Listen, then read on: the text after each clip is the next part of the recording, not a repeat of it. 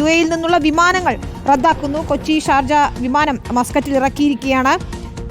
ബഹ്റൈനിലെ American naval ബേസിനടുത്തുള്ള ആളുകളെ ഒഴിപ്പിക്കുകയാണ്. ബഹ്റൈനിലാണ് ഈ middle ഈസ്റ്റിൽ ഗൾഫ് രാജ്യങ്ങളിൽ അമേരിക്കയുടെ ഏറ്റവും വലിയ നാവിക താവളങ്ങളിൽ ഒന്ന് സ്ഥിതി ചെയ്യുന്നത് ബഹ്റൈനിലാണ്. സുരക്ഷാ മുൻകരുതലിന്റെ ഭാഗമായി അതിനടുത്തു നിന്ന് ആളുകളെ ഒഴിപ്പിക്കുന്നു എന്നുള്ള വിവരം കൂടിയാണ് വരുന്നത്. ഏതായാലും UAE യിലേക്കും തിരിച്ചുമുള്ള വിമാനങ്ങൾ റദ്ദാക്കുകയാണ്.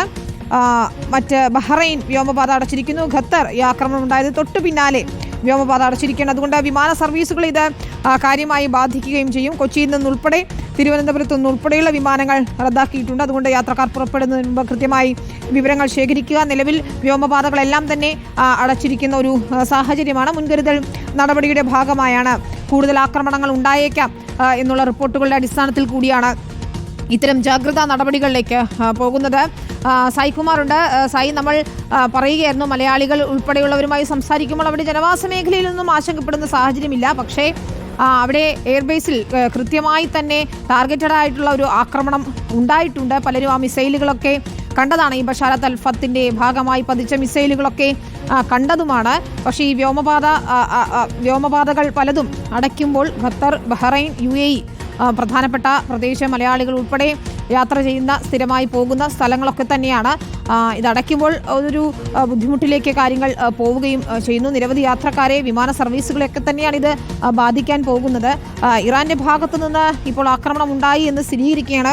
കൂടുതൽ അപ്ഡേറ്റുകൾ ലഭ്യമായിട്ടുണ്ടോ? ട്രംപ് നേരിട്ട് തന്നെ സുരക്ഷാ തലവന്മാരുമായൊക്കെ കൂടിക്കാഴ്ച നടത്തുന്നു എന്നാണ് അറിയാൻ കഴിയുന്നത്. അമേരിക്ക ഇനി എങ്ങനെയായിരിക്കും പ്രതികരിക്കുക എന്നതുകൂടിയുണ്ടല്ലോ.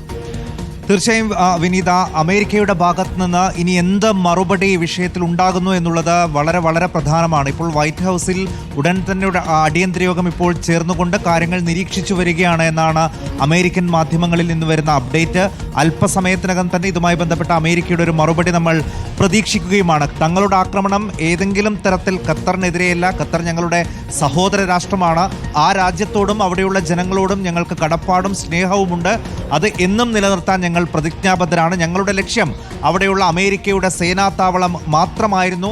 അവർ എങ്ങനെയാണോ ഞങ്ങളുടെ വ്യോമതാവളം, ഞങ്ങളുടെ ആണവ കേന്ദ്രങ്ങൾ ആക്രമിച്ചത്, അത്ര തന്നെ മിസൈൽ ഉപയോഗിച്ച് അവരുടെ സൈനിക കേന്ദ്രവും ഞങ്ങൾ ആക്രമിച്ചു എന്നുള്ളതാണ് ഇപ്പോൾ ഇറാന്റെ ഭാഗത്ത് നിന്ന് വരുന്ന വിശദീകരണം ഇക്കാര്യത്തിൽ. അതായത് അവർ സ്ഥിരീകരിക്കുകയാണ്. ഇപ്പോൾ നമ്മളെ ആശങ്കപ്പെടുത്തുന്ന കാര്യം വിനീത, UAE, ബഹ്റൈൻ, ഖത്തർ ഈ മേഖലകളിലൂടെയുള്ള വ്യോമപാത ഇപ്പോൾ അടയ്ക്കുകയാണ്. സ്വാഭാവികമായും ഇപ്പോൾ അടക്കം അങ്ങോട്ടേക്കുള്ള വിമാനയാത്രകൾ തടസ്സപ്പെടുന്ന സാഹചര്യമുണ്ടാകും. വലിയ ബുദ്ധിമുട്ടായ യാത്രക്കാരടക്കമുള്ള ആളുകൾക്ക് അങ്ങോട്ട് വരുന്നതായാലും ഇങ്ങോട്ട് വരുന്നതായാലും ഒക്കെ ഉണ്ട്. പക്ഷേ നിലവിലെ സാഹചര്യം എന്നുള്ളത് അതീവ സുരക്ഷാ മുൻകരുതലെടുക്കേണ്ട സാഹചര്യമാണ്.